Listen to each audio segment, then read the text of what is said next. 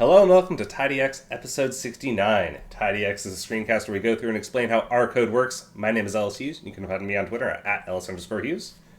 And my name is Patrick Ward. You can find me on Twitter at OSPPatrick. And you can find both of us on Twitter at tidy_explained, or Gmail us, tidy.explained@gmail.com, or take up an issue with us on the GitHub page, or you can like and subscribe on the YouTube channel. And today, it's been a while since we've had a guest, but today we have a guest. I think this is going to round out our data cleaning. This must be of like 5 or 6 shows now on data cleaning. So I think this is going to round it out. We have a special guest today who has a really messy data set. Yeah. It's true. Hi. And there she is. This is Mara, as you can see. Surprise. I'm Mara Averick, and I do have a messy data set for admitting it is the first step. I didn't make it. It's not my fault. Yeah. So I was inspired by your series, and also the Olympics. I always get I get excited about the data when Olympic time nears. Like most people, I get excited about that. Mm-hmm. That's and the piece that people get excited about. Yeah, I assume that's, too bad there aren't fans watching. There are fans watching the data. That's like the real upside. And I typically like to look at data for like kind of obscure sports. And to me, like the most mystifying Olympic sport is the modern pentathlon. And they had data. Some sports don't. And they had an Excel file that I encountered, and I thought, wow, this really, this is special. Like, the special Excel file. And I had just watched your show, and I thought, let's take it on. Let's do it. There we go.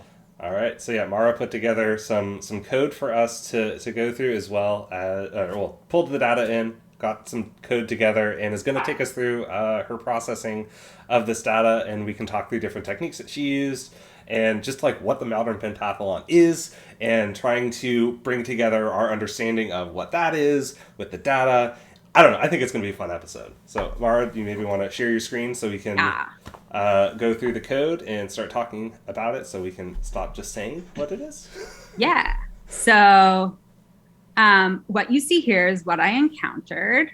UIPM, United something, Pentathlon, modern, not in English.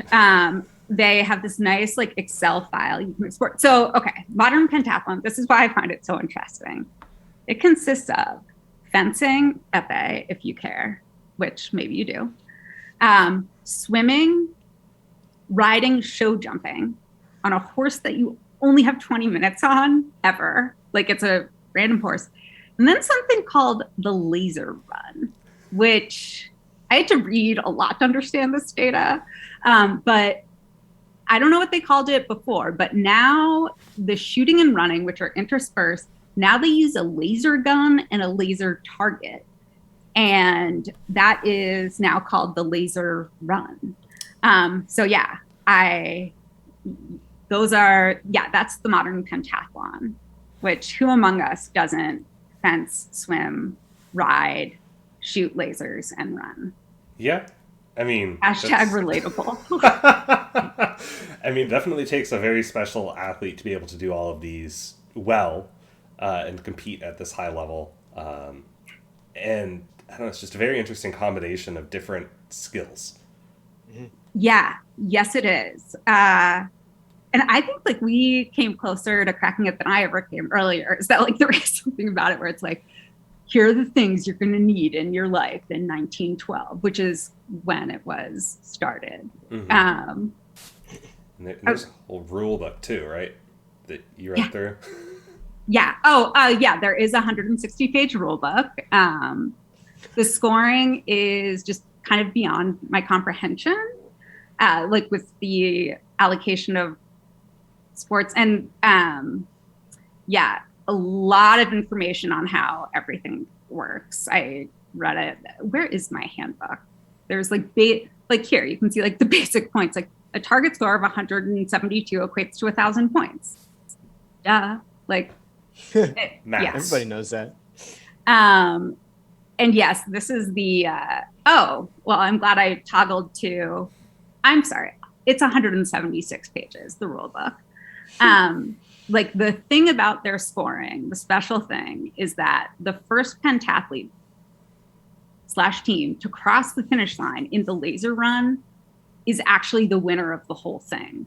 So like points convert to time differences so that they start at different times for the run, which I had to like then deal with in the code, which makes it so that the first one to cross the finish line is the actual winner, which, you know, good show. Mm-hmm. This is what the Excel looks like. As we were saying before, like this, like somebody worked hard to make this. You've got rank, which I did a lot of cross-referencing with the table here and the Excel file here, because the numbers kind of match up. I mean, obviously they're the same numbers, but so like the obvious thing is you've got the name. Then I was like, maybe it's like a unique identifier. Turns out that's like their UIPM ID. I looked up, and that's their date of birth, their nation. Also got into a little, it took me a very long time to figure out what RMPF was. Royal Mounted Police Force. Like I went through a lot of options. If you just Google RMPF, like you're not gonna get it straight away. It turns out that RMPF is Russian Modern Pentathlon Federation. It's part of like the doping scandal docket, like their punishment is that they're not just called Russia, they're called RMPF. So research helps. Yes. Yeah. So you see that you have, so the way that things are set up here, you have kind of like a hierarchy. You've got fencing, points, pause, position, and wins. Looks different in the Excel sheet. You have this thing, points, position, and then number V hyphen number D. So I did not know what that schema was. Sorry, see, look, I get dehydrated just talking about the modern pentathlon. Yeah, when Mara shared this with us, I took a peek at this too, and I was so thoroughly confused with the formatting of this, and I didn't have the UIPM website to reference. I was lost. So contextual knowledge is important. And that is like one thing I made like an R markdown of this whole thing. I emphatically state, if you have a domain expert, ask them. I do not know any pentathletes. If you are a pentathlete, please contact us immediately. I have a lot of questions about your life and also about the data, mainly how you got into being a pentathlete. So I don't even know people who do all 5 of these sports. So I did not have a domain expert, which led to like reverse engineering all of this. So I had cross-referencing UIPM, wins matched up with the number before V. These all add up to 35. Read some rulebook material. It's V is for victory and D is for defeat. Lesson learned. Who, again. And then you can see like they have the same schema where they've got a line break in a cell. It's the number of points, their rank for that event. And then for swimming and laser run, it's time. For riding, it's their score, their riding score, which is not points, not modern pentathlon points, which they always tell you. Well, there's a reason that they tell you like MP points versus other points. And then time difference is the amount of time before they start running and shooting. That's what I figured out. There's a lot of details here that contextual knowledge and understanding, like looking at this data, I don't think I would ever pick all that out immediately just by being given this Excel file and told, hey, can you like clean this up and parse it out? Because I wouldn't know what's important, what actually matters here. I'm sure as a pentathlete or a coach for a pentathlete, I'm assuming that's how you say it too, this like intrinsically makes sense. Like there's you don't have to think too hard. Like you look at that top row and that's the points they got, and then you can kind of, the next row is a little bit more details around it. And so they know the rules where, like, I think we looked it up, we're swimming, like the goal is to hit 2 minutes 30 seconds for the 200 meter freestyle, and anything faster than that you get additional points, anything slower than that you lose points. But like they understand the sport so well, I'm assuming, since they're doing it, that they could just look at it and know what's going on. It's also why the sheet gets set up like this. It's the sheet is definitely this Google sheet or the Excel download is definitely set up for people within the sport who understand the sport to look at it and quickly capture the relevant information. But it renders it like effectively useless if you wanted to like analyze data or look over time or figure something else out. Or, I mean, there's no way that website stores it in a database like this. It's probably, in a table somehow, and then someone goes in and types this out and like actually adds line breaks within Excel cells and things like that, which create a total disaster when you need to then use the data. Totally. This is like, I think I described it as like, it's organized for someone. Yes. That someone is not me or anyone else who would want to like use the, let's say I wanted to visualize this or really do anything with it. I'm not going to be able to take the cell with like 246, 1, 24V, 11D, and plot that. So, and that's what you're here for today, because otherwise, if you weren't here to show us how to do this, we'd have to hire some poor intern to be like, hey, click into each one of these cells, copy and paste it out into another cell, and basically stretch this out into a table for us. Yeah. No, this is definitely one of those cases of like, all right, I'm going to do this. I'm going to figure it out. It was a challenge. Like it was like, figuring this out was not fast, but I got dedicated quickly. Perfect. All right. So as you can see here, I have this as a Google sheet. That's because I don't have Excel on my computer anymore. Not a flex, just a fact. Like I don't have a license for it. I don't have Excel. But also, I thought this would be like a good time to show up. Jenny Bryan has done some work with the Google Sheets for API. So I used Google Sheets and Google Drive, which are useful packages. And well, I'll show you guys what. Let's do it. And then what happened next. Let's take a look. All right. So do you want the rendered or the unrendered? Let's go through the unrendered. Okay, cool. Danger. Danger zone. I have a lot of commentary on it, mainly because, again, like I was figuring this out. My motivation I've already described. I also made these really beautiful graphics of the Excel versus the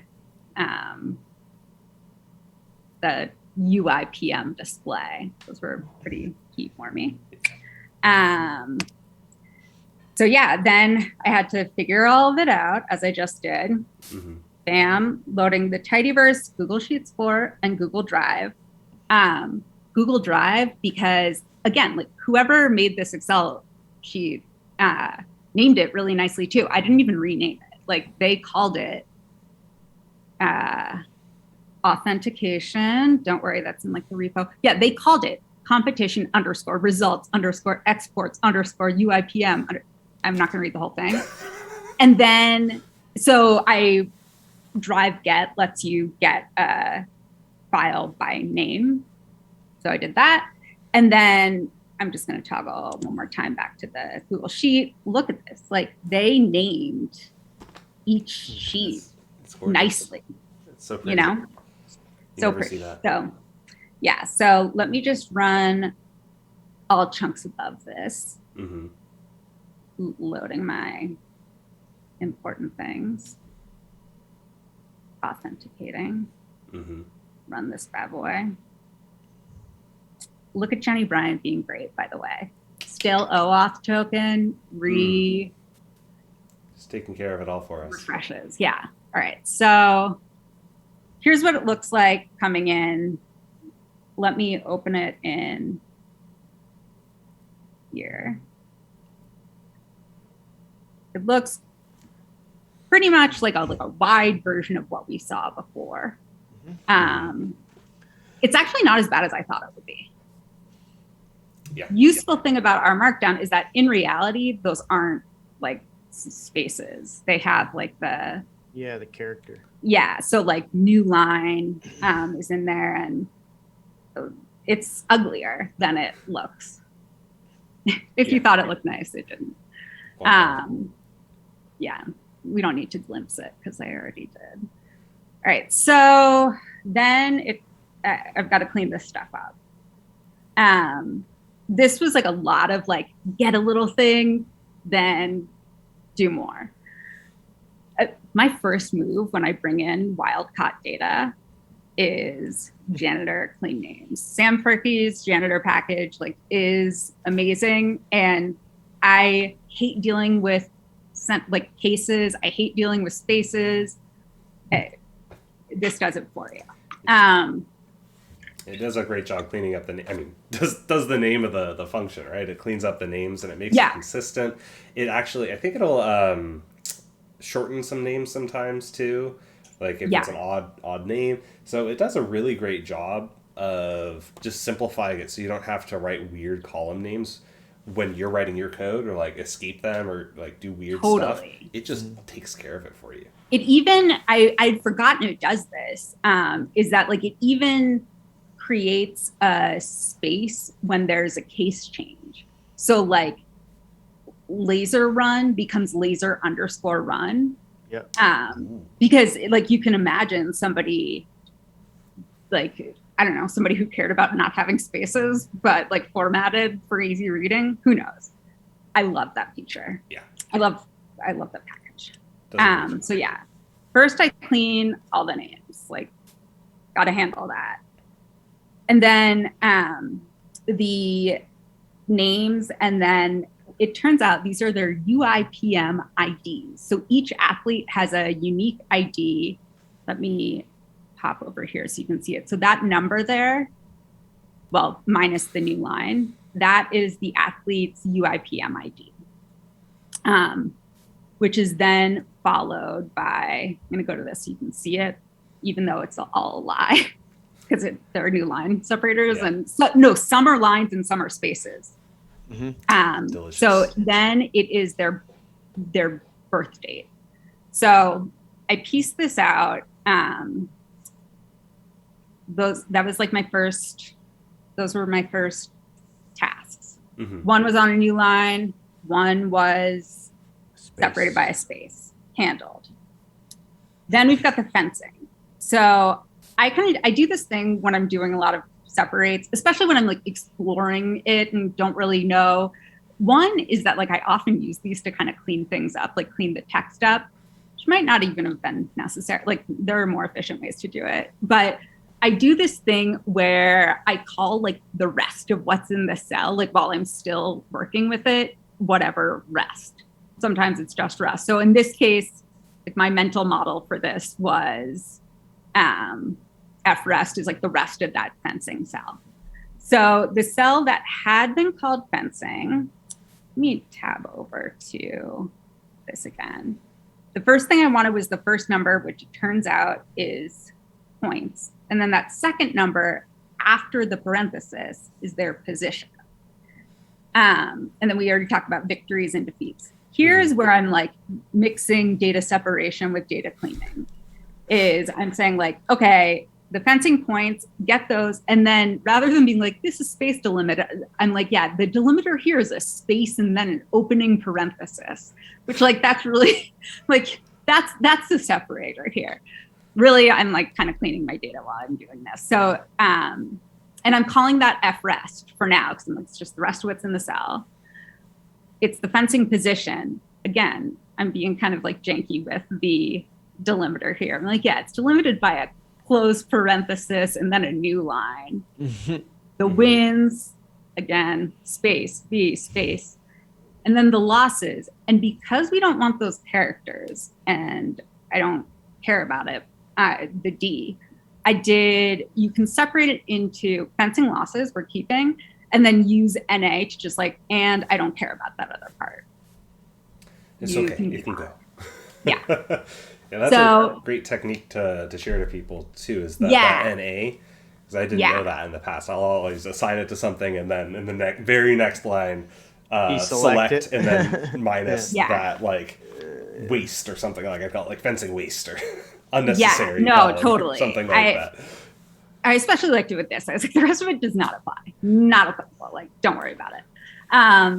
And yeah, so that was handy. And I'm sure somebody who's good at regular expressions, I'm not sure, I'm confident maybe they would have plucked some of these things out by using a function. Like, be like, yeah, capture the thing that's in between the two parentheses. Literally, you know, like there are a lot of other ways to do this, but I'm not that great at regular expressions. Same deal with the swimming points. We've got the points, then everything else. Let me get the position out from between those commas. And then the time is the thing on the bottom. So look at me naming my variables nicely. Same deal with riding, same deal with laser run. And behold, we get pretty tidy data here. Let me run that all so you can behold it in real time. So one thing that I think is really nice about what you did too is you're very consistent with your naming. It was sport or event underscore and then points, position, wins, or like points, which is consistent, position consistently. If you had a time variable, you called it time, because this is just going to help you in the future too. So you don't have to have like mental like, okay, what did I call it when I was doing fencing? And oh shoot, what did I call it when I was doing swimming? And then that'll also help you later on too. Totally. That was, because I'm not a pentathlete and because this data set was so foreign to me and took me a long time to figure out, I was like very deliberate about that. I even felt like a little guilty for like shortening laser run to LR, but I was like, you will know that because you have laser run points. Like, don't worry, you'll be okay. But yeah, no, I definitely, and like, it's not that hard to have a long variable name. Like your life isn't over. No. We're not limited by memory. Usually. Yeah, no. Usually. Which is like, realistically, that's what the issue would be. Even feel a little guilty about MP points, but it's modern pentathlon points. Not that guilty. All right, So cool. We have all these things separated out, but they're pretty much all characters now, unless they were parsed in originally. Oh, I glimpsed it. I love a good glimpse. And the readr parse functions are great when you're not reading data in. So I said, heck, let's use those. I'm going to toggle over to the rendered because I think we can read. It shows a little bit nicer, yeah. Yeah. Yeah, so here I did what is undoubtedly not the most efficient way to select all of these, but it like you have characters interspersed with new things that are numeric just enough that I was kind of like, okay, and all of these are characters and all of these should be numeric. So across, super handy function, mutating across, I'm like, okay, all the things that end with points, all the things that end with position. Oh yeah, also all the things that start with riding or anything that starts with that, like, and I use readr parse double. It's going to parse it in as a double. Yay. And then that time difference one had this, if we go back up here, had this like nasty character. I originally thought that was the inches that they were separated by, but like it's time difference, and I didn't want to like figure out what those actually were. And so I used readr parse number, which I love that function. I probably could have used it across all these things and had even more selectors, but yeah, so parse number gets rid of characters before and after, does away with them. Thank you, Jim Hester. The date of birth. And then I also replaced that. It comes up later when I'm trying to figure things out. But there was an NA because there was nothing in there for what was a character vector for that time difference, which time difference is 0. So I replaced that. And look at me go now. I've got really good looking data with the data types that I want. I can plot this. I can do, who knows what I could do? You know, like the sky is the limit for me and this modern pentathlon data set. You can visualize it and understand it and look at different methodologies. Because I think one thing that was interesting while we were looking at it is you can see the winner. They placed first in one event. Two events. Two events. The first and the last. But the laser run is the one that if you finish first, you win the whole thing anyway. Yeah. So, but like you also like start first, like they make that happen. But you're right. Like she had only placed first in one before the laser run. But when we were looking at this before, we're like, okay, she came in 35th, which like to give you a sense of how bad that is, there are only ever 36 athletes. Like not the best. She did beat someone in swimming. But it turns out after reading modern pentathlon scoring rules, if you're under 230, you get your 250 points. So she came in 35th. The person who ended up in second came in first, and she only got 40 points more than the woman who went first, which isn't, like, obviously that's, in case you don't know this, that's more points than not more points. But it's not like so much more.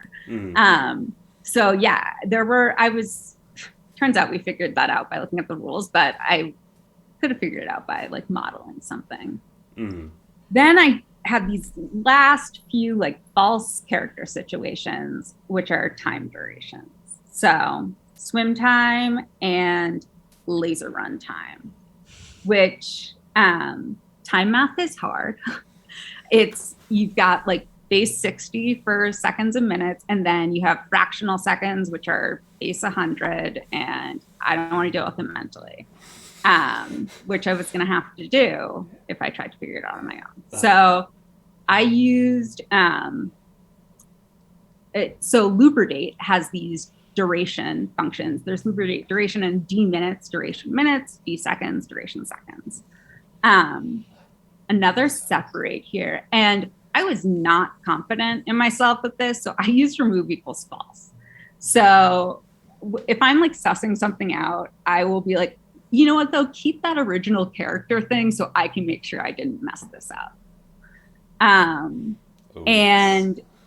I'm also being like I'm using LR seconds to mean two different things. I'm only keeping it in the end, what I'm keeping is their entire laser run time as seconds. And I even ditched the like minutes, but first I separated those from each other so I didn't have to do math.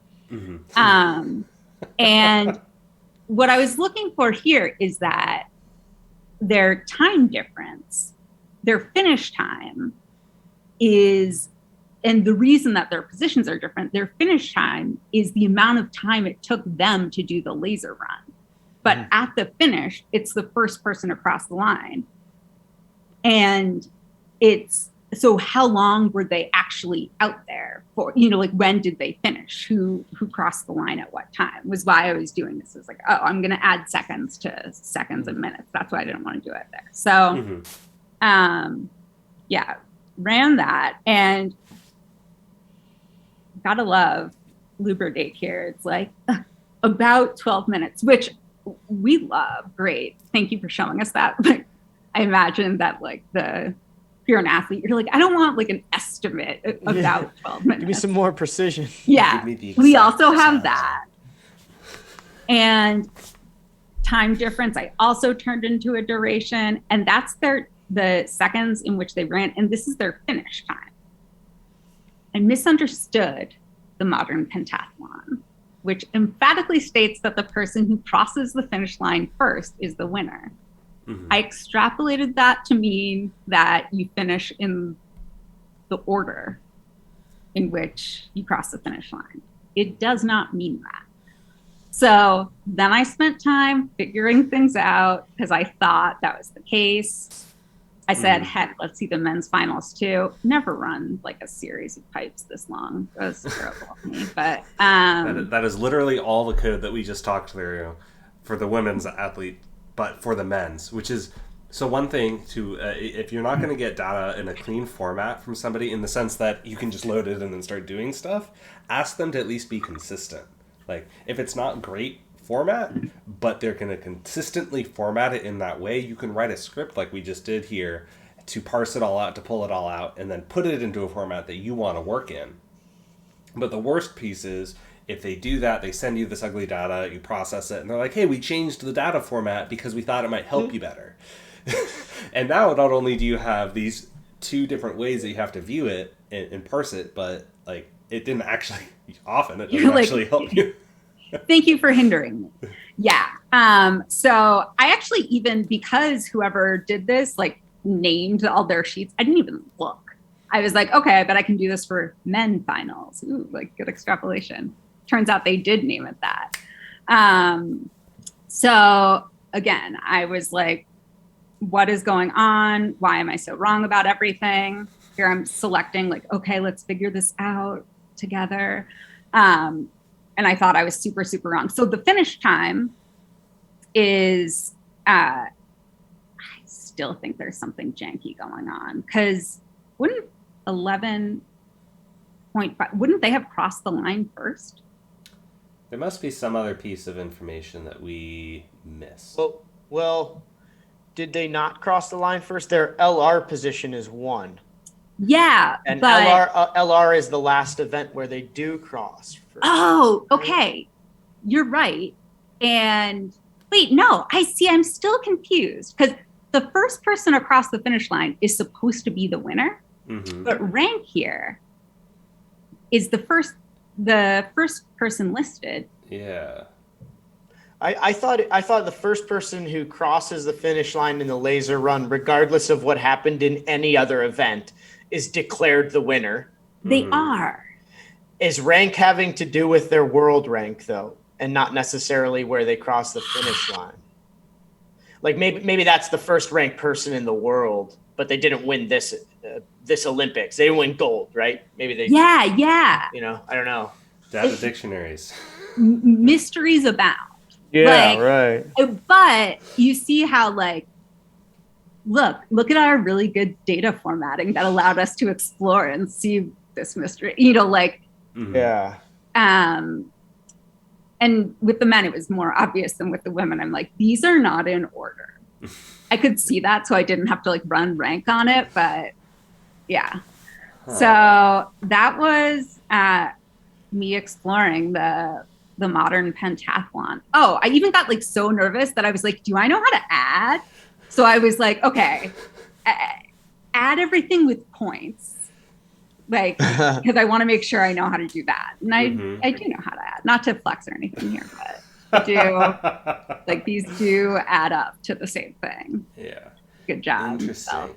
So, but they got the most MP points. So whoever was ranked 1 got the most MP points. So that means they won the event, right? Yeah. So there's some piece of information here that we must be missing.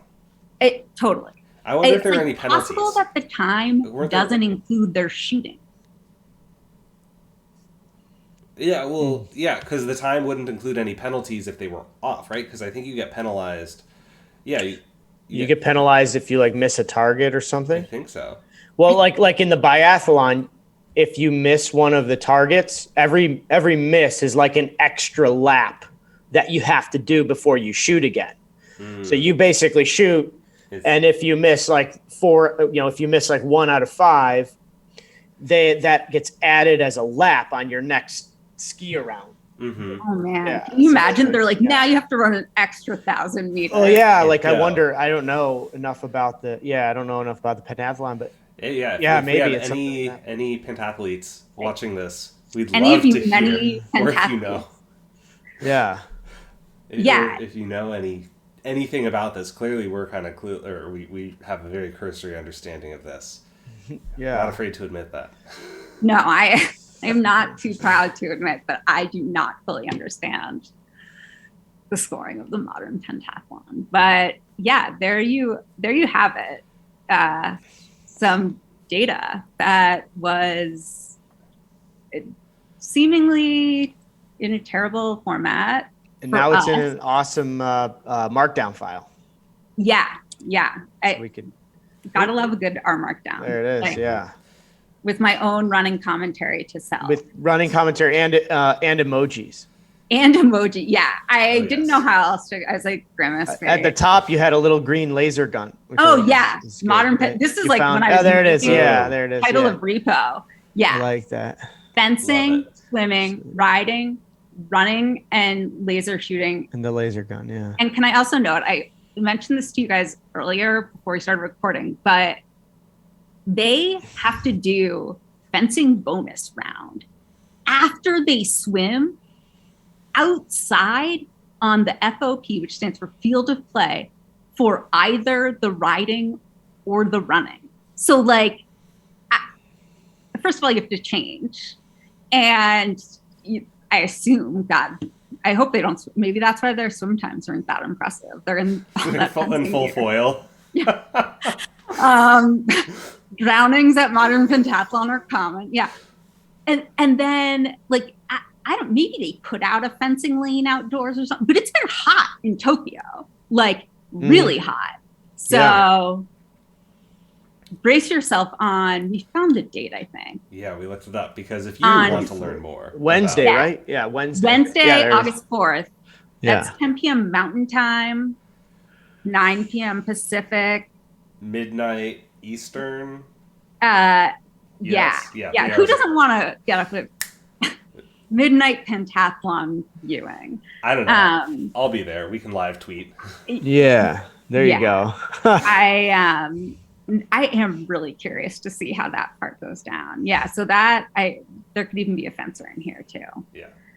But so that's cool. Super stoked. This is awesome. Thank you for sharing this. I think showing your thought process of how you work through this data, I think, is incredibly valuable. I haven't used that I've used, but I've not realized I was using that same technique with the separate and like, I don't know, there's something else, but I want to keep this here and work that through. So I'm happy to see other people do that as well.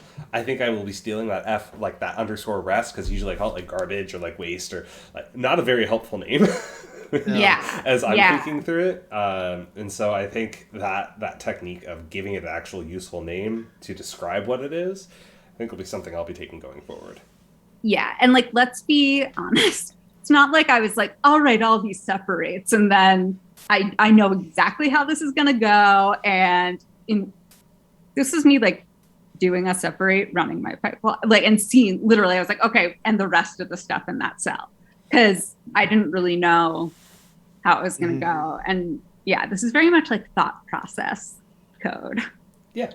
Which I think is a lot of the code that we end up writing. I mean, I know that very, very rarely will the code I write actually need to be super efficient. Like, I care about efficiency a lot, but and I take that into consideration as I write code.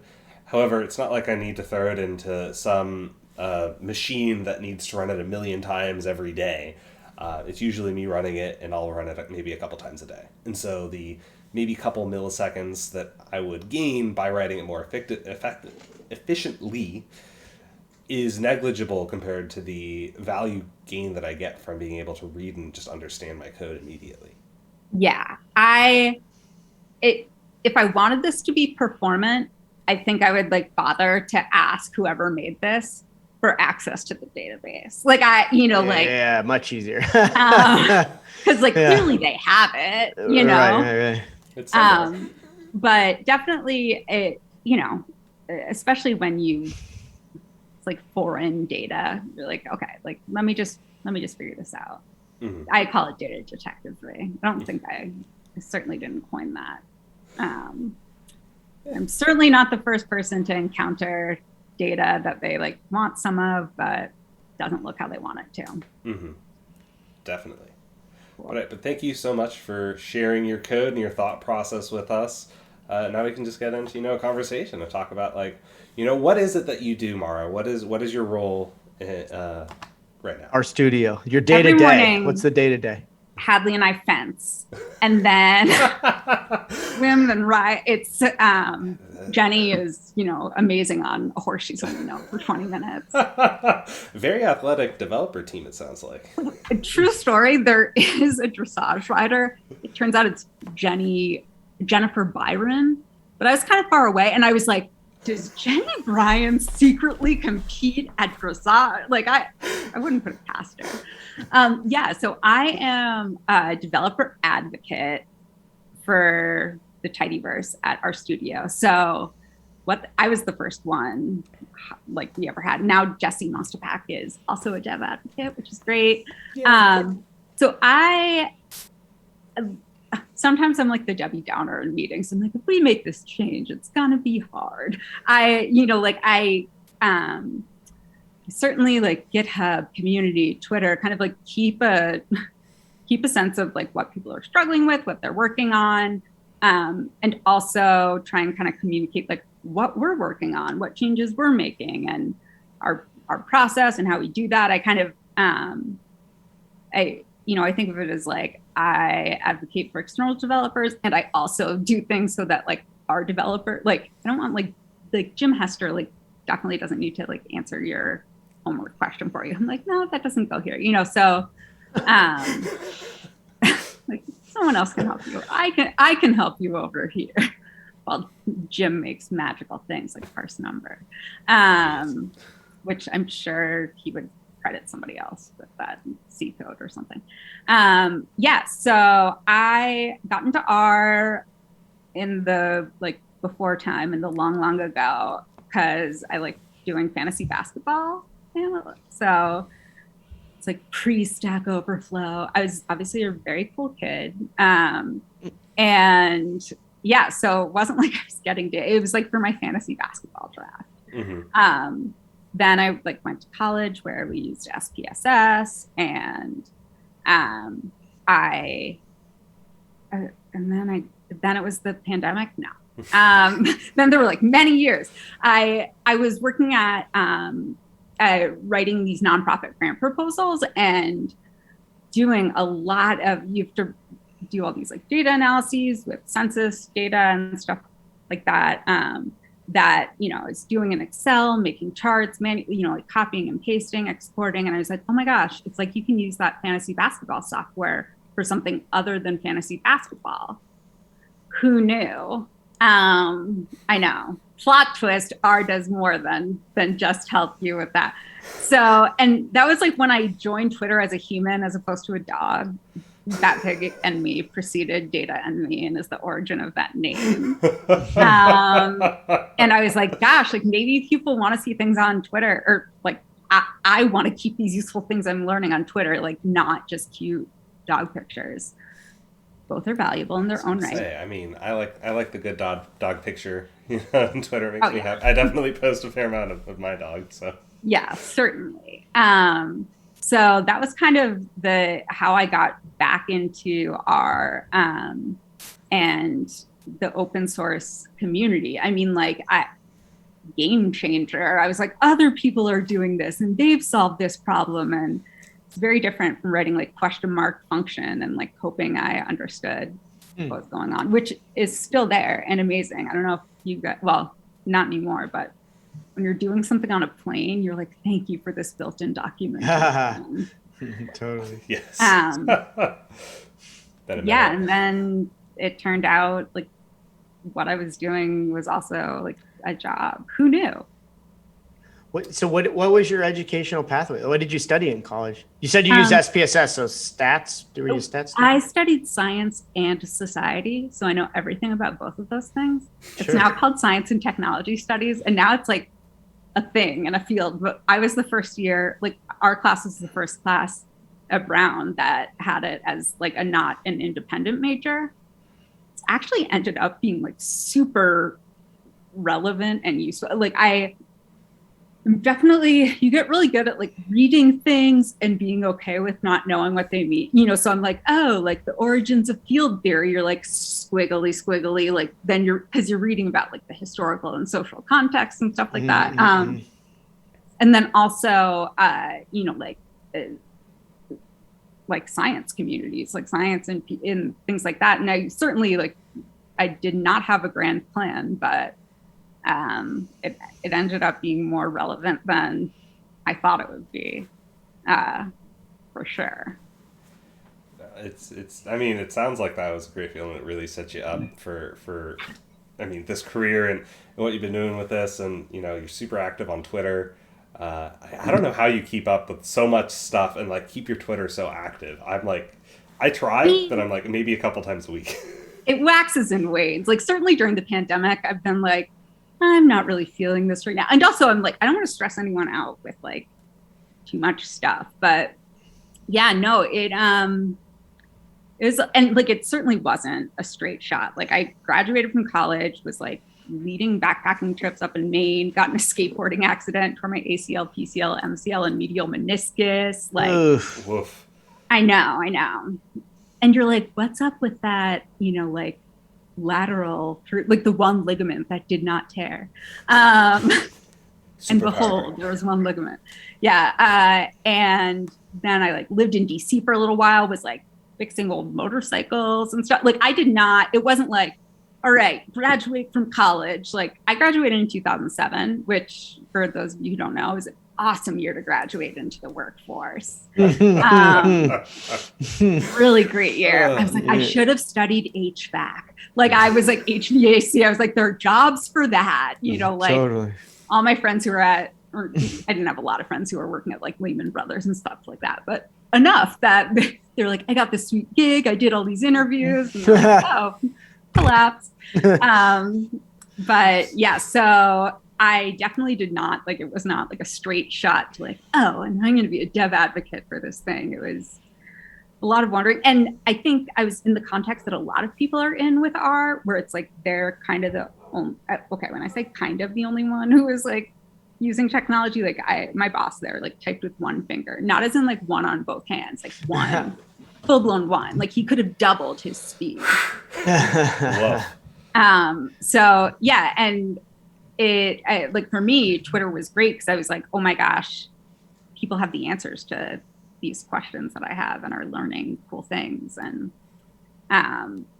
certainly in like tons of other places on the internet. So it was totally selfish but it got me somewhere. So doing the day-to-day Twitter advocacy work that you do you have like a sort of, do you like use a project management tool to be like, I want to talk about these things? There's a sort of stream of conscious, like I'm going to open up Twitter and just sort of like whatever people are talking about, I'm going to jump in the conversation. I like used to schedule my tweets of this tool called Twitter, which I love, this came from Batpig and me. So like the Batpig was like a very big deal in Japan. Like that, amazing.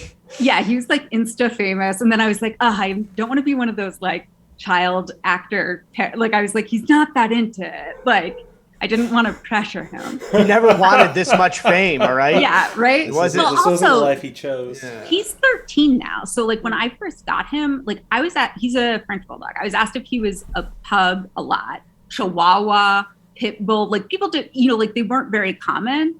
And I was in a Lego mobilizer. So like I like got good at social media from that. And then I used to schedule tweets that like I do however many a day. It's not as, and I certainly don't like manage it in a big way. We definitely think about like when we're releasing things publicly on Twitter from Tidyverse, in part because like we don't want people to worry. I think that's like a hard thing, like you don't want to be like, and things are changing, which oftentimes they're not. It's like, we added a new function, a version came out of this. So we definitely think about that. But we think about that a lot, but there isn't like it's more like joke with Tracy Teal. Awesome. She recently joined RStudio and she was like talking to everyone in open source, asking them what they do. I was like, I'm like, the House of Vibes for the Tidyverse, which like isn't a good job description, but like she's cool, so she got it. For sure. Yeah, that makes it sound like I'm super valuable, right? You are. Well, I know that I've learned a ton by following you and all the stuff that you share. What is some advice you maybe would want to give to the listeners of the screencast here about their careers or any advice? Share your stuff. Like I think that, first of all, most of what I share by like a lot is not stuff that I do. Like people are already doing enough cool stuff out there that I'm like, oh, and like, you've got to see this and you've got to see that. And, or like just highlighting what other people have done. I'm like, don't forget that super like Gigi Rappel, like moves here. And I'm like, that is the most useful thing in the world. But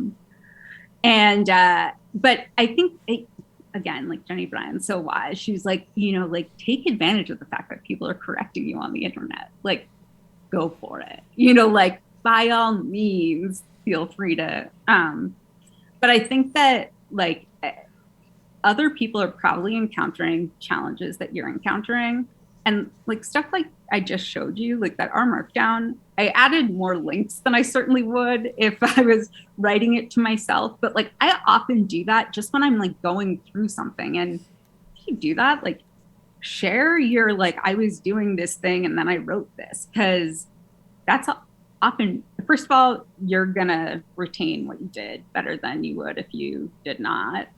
And it'll help somebody else. And they might tell you a better, again, like take advantage of it. If they're like, no, it would be way better to do it this way, rather than being like, no, my way was good. You can be like, awesome. Thank you for your improvement on this that I just got for free. So release your stuff, participate in it. Nobody is, I mean, some people are, but like, we're all still learning things. It's not like I didn't look at documentation when I was doing this. It's not like all of my regular expressions worked out right the first time at all. Yeah, that's my big takeaway. Call it learning out loud, I think was what I called it in a talk. There you go. That's great. That's a great slogan right there. Yeah.